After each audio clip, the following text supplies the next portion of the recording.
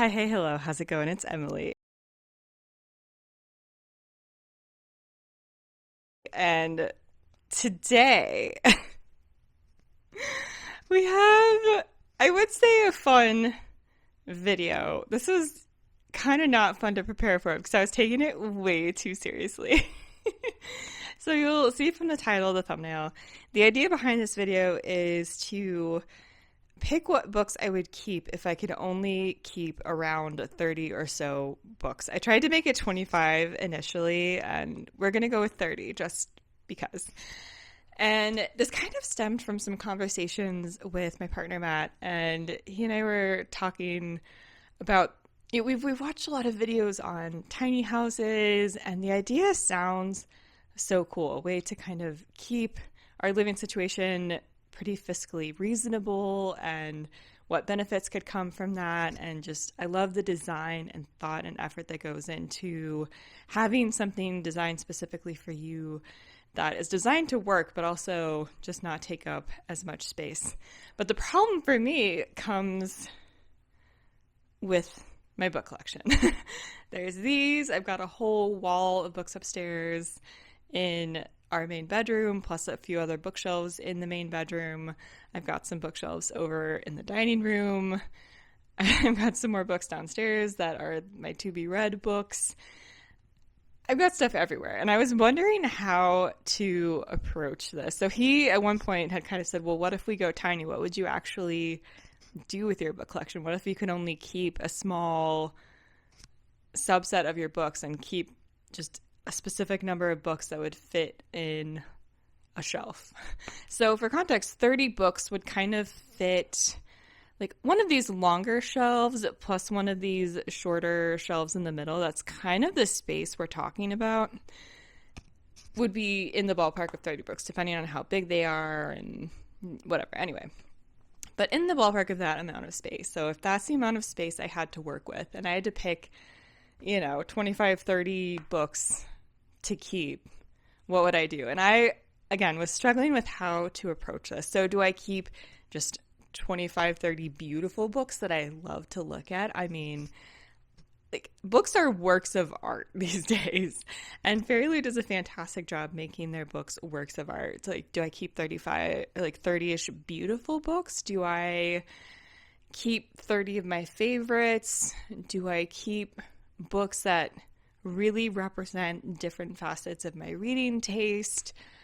And this is even counting, this is just books that I've read that I absolutely love. I'm not even counting the books that I haven't read, which take up a whole chunk of space on their own. So, and I just stuck with books that I have read and loved. So we're just going to pretend like I don't have a TBR pile. And, how do I do this? And how do I deal with series? I read a lot of series, but, if I have a Robin Hobb shelf, like, how am I going to keep The Realm of the Elderlings if I can only keep 30 or so books? Like, what do I do? Do I keep one as kind of a token book to represent that series and represent how much I love that series?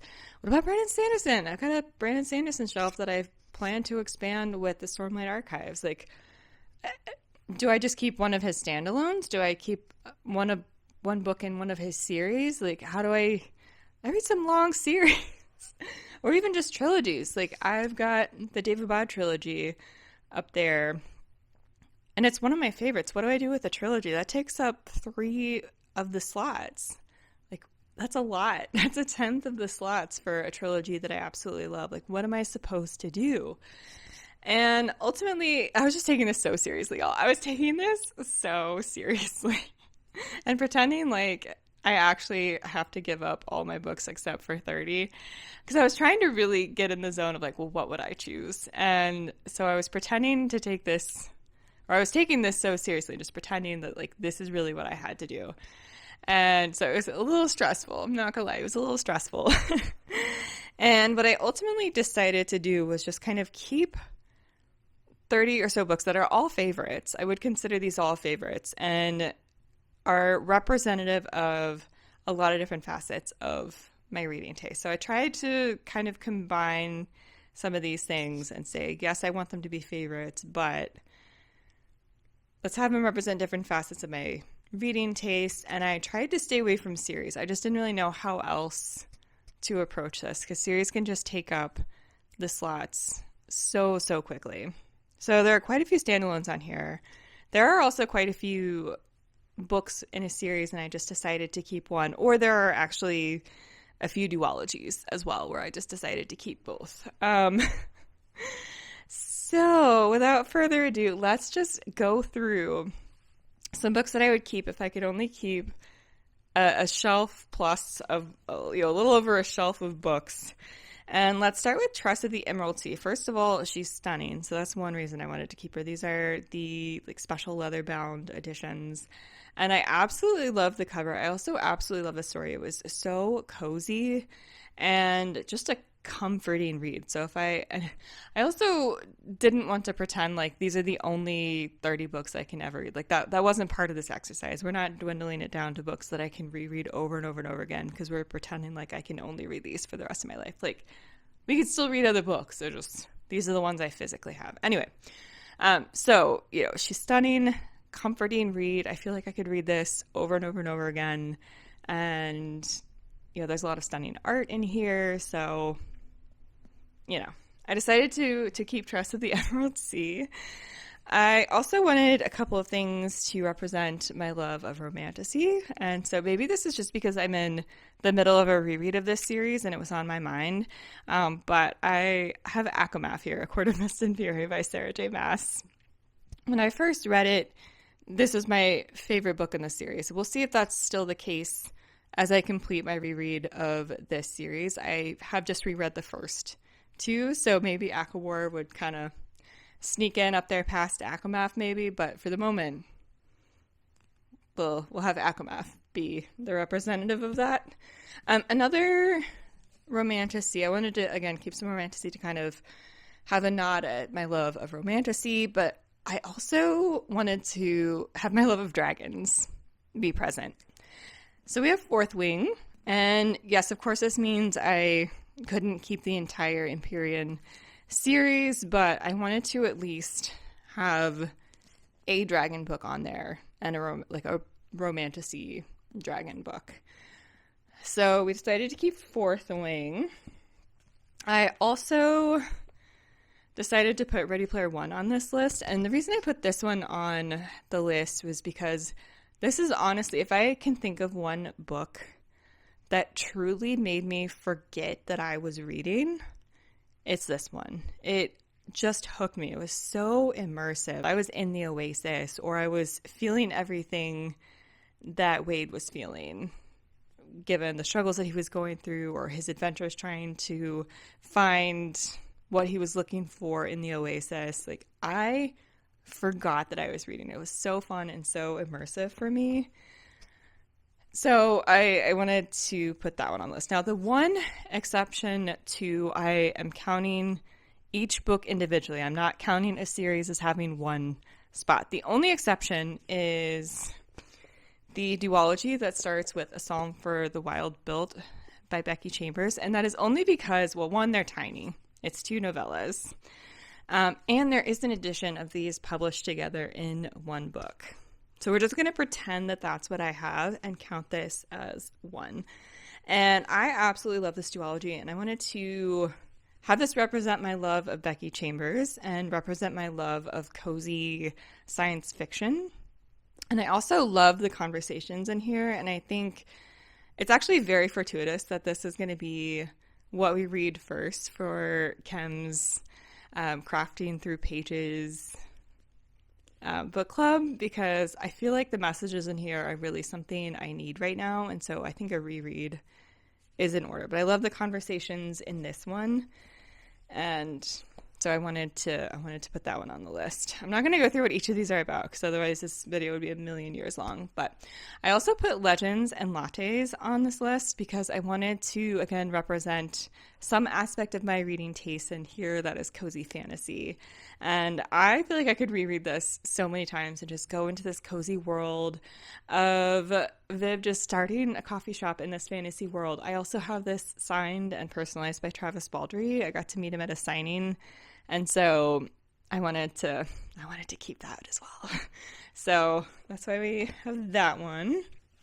I also put The God and the Guimijo on this list. And the reason I did that was because this is one of the books that I've read in quite a while. Like, this was the book that most had me laughing, squealing, kicking my feet, just so happy. This was my happy book. And so I wanted to keep something on here that was like just a happy book. And I absolutely love this one. I think this one is so underhyped. And I also wanted this one to represent my love of Asian mythology inspired fantasy. And unfortunately, this is the only one on there that does that. Like, I don't have an Elizabeth Lim on here. I don't have a Sulin Tan on here. Like, we're struggling. But I did want to at least have one. And this one just makes me so happy. And I, of course, have to have some romance on this list as well. So I wanted to put some from some of my favorite romance authors. So we have an Emily Henry on here. We've got Book Lovers because, this is one of my favorite Emily Henrys. This is also a good summer romance. So if I want a nice summer romance in the mix, then that is an absolutely good choice. I also have Red, White, and Royal Blue. This is one of the romances that I first absolutely fell head over heels in love with. One, I love we need the political escapism right now of a woman president. We need that. We needed it when this was published, and we still need it now. And this one is just so much fun. It's so funny, so heartwarming, so much fun. The escapism is there. So I wanted to make sure that that was on the list as well. I also have an Abby Jimenez on here because I had to have an Abby Jimenez. So I brought Part of Your World. I adored this one so much. I love the baby goat. Like, I'm obsessed with this one.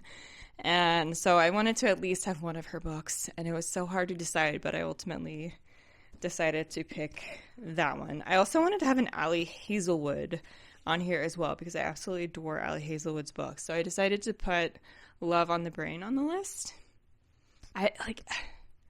How can I pick a favorite Ali Hazelwood? I don't know, but this is the one I grabbed. Like, this is what we're going with. So, yeah. I also wanted there to be at least one fall romance. So we have a summer romance. I also wanted there to be a fall romance and a witchy book because I love both of those things. And I think the thing that absolutely represents that is The Ex-Hex by Erin Sterling. This is so funny, so whimsical, magical. It's just a damn good time. It is so much fun. And so this is going to be just a perfect representation of fall books I love to read. So we have that. I also decided to put Illuminae on this list. It's been a while since I've read this one, but I remember being so engrossed in this story. And you need the physical copy because of the way that it's told. It's not told in a traditional, like, can you even see what I'm talking about? It's not told in a traditional narrative story. We have a lot of different mixed media going on here to tell the story. And I remember being so impressed that I was on the edge of my seat with a story that was told completely through mixed media and not a traditional narrative. I was hooked. I was riveted. I was on the edge of my seat wanting to know what would happen next. And just a super fun sci-fi. So I wanted to include that.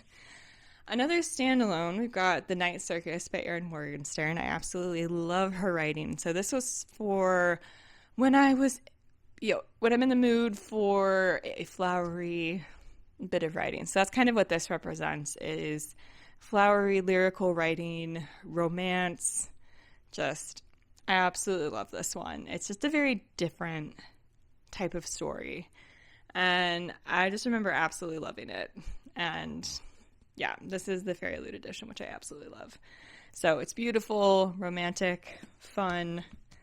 Speaking of fun, I wanted to put Nevermore. Now, I know this is a series, and I can't keep all of them in a series, but I wanted to put this one to represent my love of just fun, whimsical, middle grade fantasy. And I love Morgan. I love the trials that she goes on here, the school. I love the magical hotel that she's in. I love her mentor. It's so funny. It's so charming. And I'm just obsessed. And I cannot wait to read the fourth one. I still haven't read the fourth one. And it came out a little bit ago. Anyway, a couple of historicals I wanted to put on here. The Dictionary of Lost Words by Pip Williams. I was obsessed with this one. This is one that Matt got me for Christmas one year, and I was obsessed. I loved the themes and the messages in here. I loved the setting. I loved our characters and the adventure that she goes on.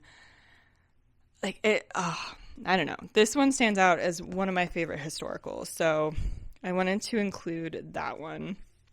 I also wanted to include The Lost Apothecary by Sarah Penner, and maybe this is a weird choice for some to be on a list of if you can only read 30 books, but I absolutely love Sarah Penner. I love her writing. I love her stories. I love the different timelines that she weaves together to make the story even more compelling, and I fell in love with her writing through reading The Lost Apothecary, so I wanted to have this one. I also just love this cover so much. But yeah, one more historical for the list. I also have a couple of standalone fantasies that absolutely pack a punch.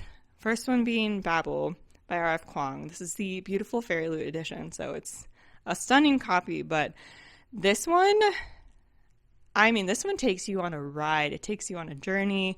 It's so fascinating. The magic in here is so interesting. The characters are so compelling. And that ending,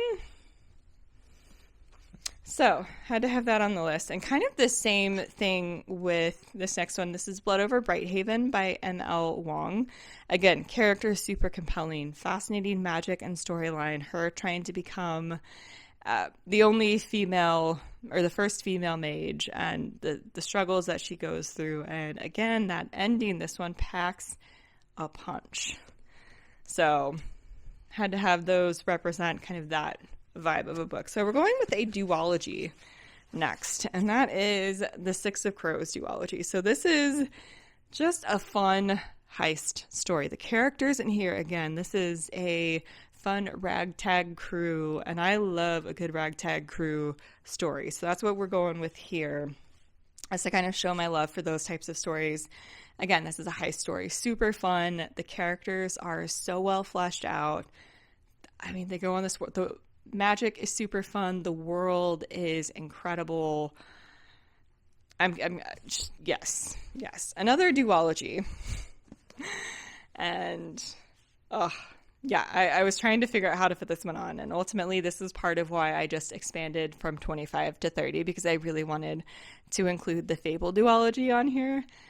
I love summery fantasies that focus on water and sea, ships, pirates, all of that, and this is just a fun adventure story about our main character diving for gems in the sea, getting caught up in all sorts of politics between different pirate factions and people trying to control the gem trade. And it's just so much fun and just the perfect summer fantasy duology.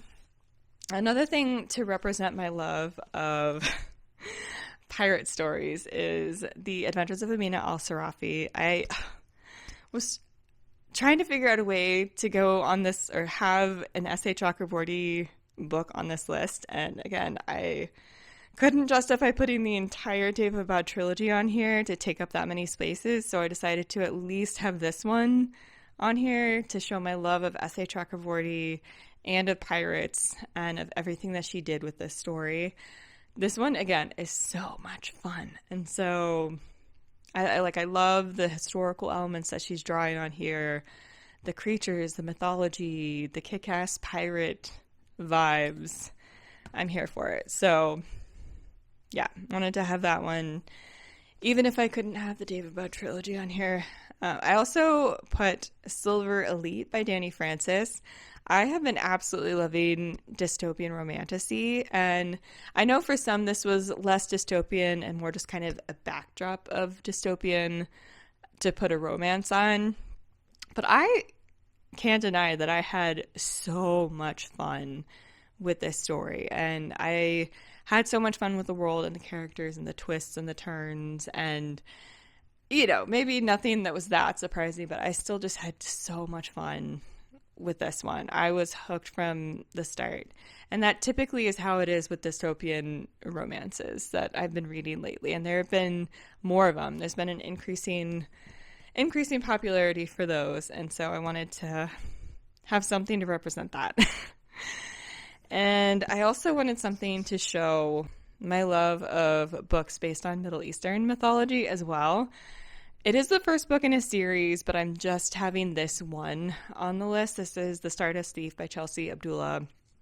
It is, again, based on Middle Eastern mythology. We have jinn, we have magic, we have a lush world, we have an ode to storytelling, and I loved every second of this one. I also really enjoyed the second one, but I wanted to keep the stunning Fairleigh edition of the first one and just have that be my Middle Eastern mythology-centered fantasy that I kept. All right, so we've got one more duology here. We've got the Divine Rivals duology. I know there were some mixed reviews of Ruthless Vows, but I absolutely loved the second one, Ruthless Vows, as well as the first one.